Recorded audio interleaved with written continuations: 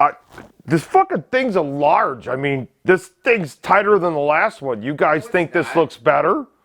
Yeah, it doesn't show as much. It's black. You guys are high. It's a Black is large. slimming. Black is very slimming. What do you mean slimming? It's slimming. You don't look sausagey.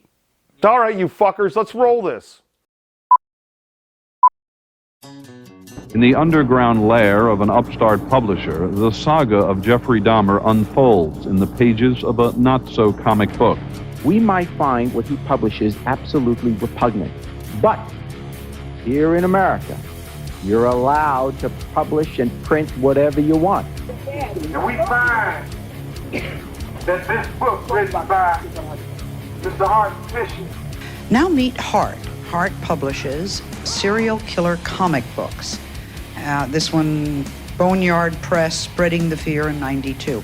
The name Hart Fisher. Hart Fisher of Boneyard Press. Joining us now, the publisher, writer of Doing Time with OJ and OJ's Big Bust Out, Hart Fisher. Boneyard Press. Their titles include Dark Angel, Bill the Bull, Outlaw Nation, Jeffrey Dahmer, the Unauthorized Biography, Kill Image, Kill Marvel. He's no stranger to controversy. Hero Illustrated called him the most dangerous man in comics. Welcome to Cartoonist Kayfabe, Hart D. Fisher. The babies to show nobility, but the people see what's underneath. Yes, we get it, don't. All right, so I'm doing a buildable omnibus. What does that mean? Well, Build a Bull had several different incarnations. Build a Bull was in the back pages of Dark Angel from the beginning of Boneyard Press in 1991. It had its own original series, Burnt Cane, and then it had Blowtorch Kiss. Then there was Build a Bull, One Shot, One Bourbon, One Beer, and there was 2 issues of that. Then Build a Bull was in the pages of Crime Pays, and then Build a Bull was in another Dark Angel double issue with the stories Lubricant, which is really intense. Oh, we heard. Oh, no, it's kind of rapey, but not what you're thinking. And so we're collecting all the buildable stories from all these different sources to create the buildable omnibus. One of the great things about this, anybody who backs it now, as we get into this, I've got a full-time graphic designer that came on board with me specifically for this project, specifically to do a bunch of buildable stuff. And he's a rock and roll guy, and he's been one of my photographers at American Horrors, my horror TV channel. And he's been doing really amazing graphics. So we've got some super cool vinyl stickers that are shaped like a knife and shaped like a meat cleaver. They're vinyl, so you could stick them onto something, you could peel them back off. And one of the stickers, one of the meat cleaver stickers, has got the George Perez artwork. I'm bringing back the core stuff from Boneyard Press. So what we're doing is we're bringing it back into print. This is the first Kickstarter to bring back the buildable omnibus, to bring back... Bill the Bull was the most popular character at Boneyard Press. It really was. Every artist wanted to draw Bill the Bull. People wanted to write Bill the Bull stories. It's the character I was drawing since I was a freshman in algebra in high school. I love this character. So what I'm doing is I'm going to reprint the original books, and we are updating the characters. That's why we're doing Boneyard Press 2020.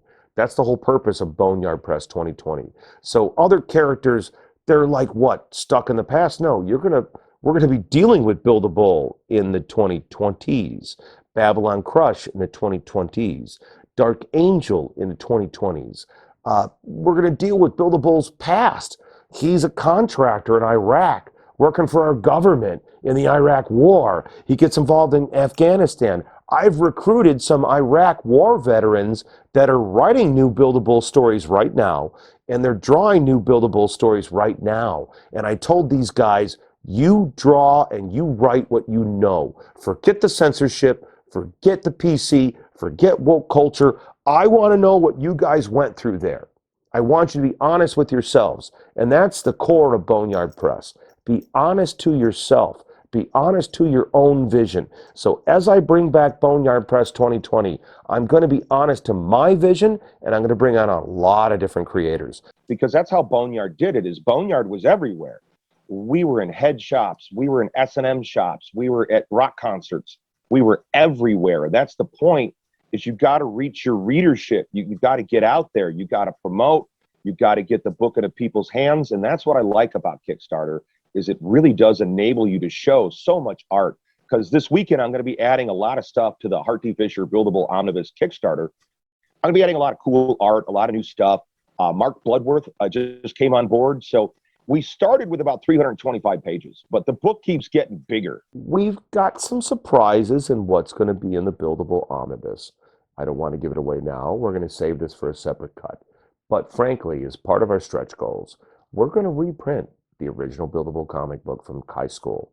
So as we do these stretch goals, we're going to go from issue to issue. And I have in my portfolio, in the other room, in the studio, around the corner, that you can't see, I have a 10-page Build-A-Bull story that is I wrote and drew and is colored with colored pencils that I did, that's never been published. The more people who get involved in this, the more Build-A-Bull winds up getting into the omnibus. Yes, Trike, you're correct. The more people that get involved in our Kickstarter contributions, the more Build-A-Bull they're going to get. The more you contribute, the more bull you get. I started doing Build-A-Bull in 1983 when I was a freshman in high school. Because I've been writing and drawing and selling my own books since grade school. My mom would take the books to work where she had access to a Xerox machine, and she would copy my books for me. Really? So I would sell books like Superflop or The Beast or Build-A-Bull. And so I started drawing Build-A-Bull in algebra class. And you know, I would get bored in class, so I'd be drawing this. So the first several Build-A-Bull books are drawn. It's kind of funny because they're drawn in different paper, and I drew them all through high school. So part of the Kickstarter campaign, when you look at that, you say, well, what's the lost Build-A-Bull books? What's that?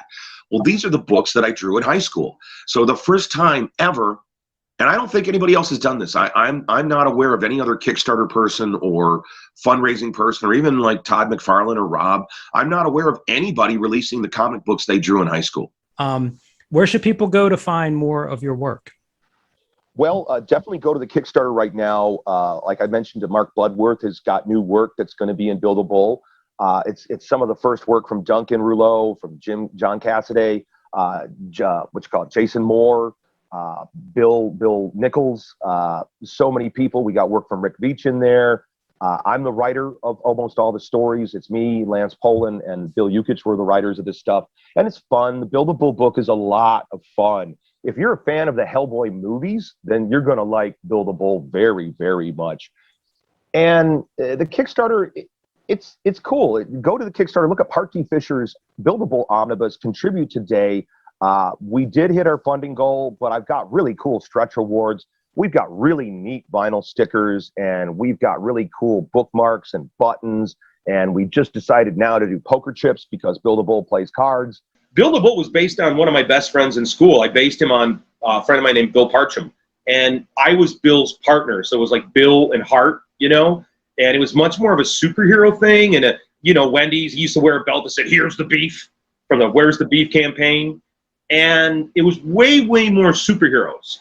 And then when I went to school and college and started publishing books in 1991, I was looking for, well, what did I want to do? Because I wrote and drew the first Boneyard books, Dark Angel. It was half Dark Angel, half Build-A-Bull, launched in May 1991. So it is our 30-year anniversary, folks.